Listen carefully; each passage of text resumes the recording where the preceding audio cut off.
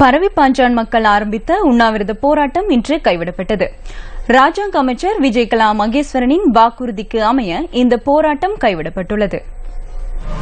பரவிப்பாஞ்சான் மக்கள் ஆரம்பித்த உண்ணாவிரத போராட்டம் இரண்டாவது நாளாக இன்று முன்னெடுக்கப்பட்டது. தமது 10 ஏக்கர் காணியை விடுவிக்குமாறு கோரி கடந்த மாதம் 31ஆம் திகதி பரவிப்பாஞ்சான் மக்கள் மீண்டும் ஆரம்பித்திருந்த கவனஈர்ப்பு போராட்டம் நேற்று உண்ணாவிரத போராட்டமாக மாறியது. ஒருவருக்கு ஒரு மாதிரி நடந்து கொண்டிருக்கிறோம். நாங்களும் இதில் மென்சர் தான் இருக்கிறோம்.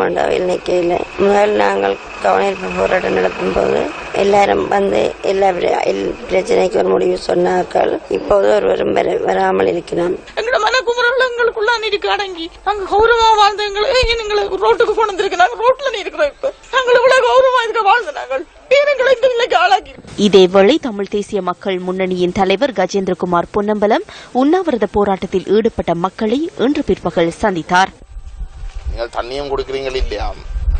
தொடர்ந்தும் ராணுவம் உரிமையாளர்களை விடாமல் இந்த பிரதேசங்களை ஆக்கிரமித்துக் கொண்டிருப்பது மிகவும் கண்டிக்கப்பட வேண்டிய ஒரு விடயம். தமிழ் மக்களுடைய வாக்குகளை இந்த ஆட்சியை மாற்றுவதற்கு நிபந்தனை இல்லாமல் வாக்குகளை கொடுக்க பண்ணதை தமிழ் தேசிய கூட்டமைப்புடைய தலைமை ஒரு நிபந்தனையில கொடுப்பதின் ஊடாக இந்த ஆட்சியை மாற்றி கொண்டு வந்திருந்தால் இன்றைக்கு நிலைமை வேறையாக இருக்கும் என்றுதான் எங்களுடைய குற்றச்சாட்டு.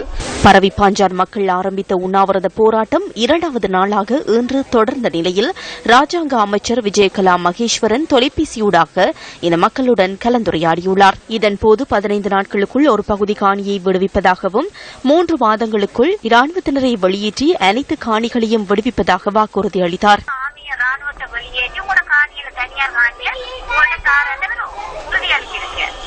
அதை எழுத்து மூலம் நீங்கள் எங்களுக்கு செயல்படுத்துவீங்களோ?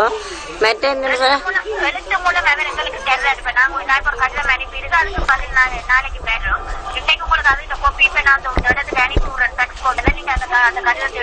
ராஜாங்க அமைச்சரின் வாக்குறுதியை அடுத்து பரவிப்பாஞ்சான் மக்கள் தமது போராட்டத்தை கைவிட்டனர்.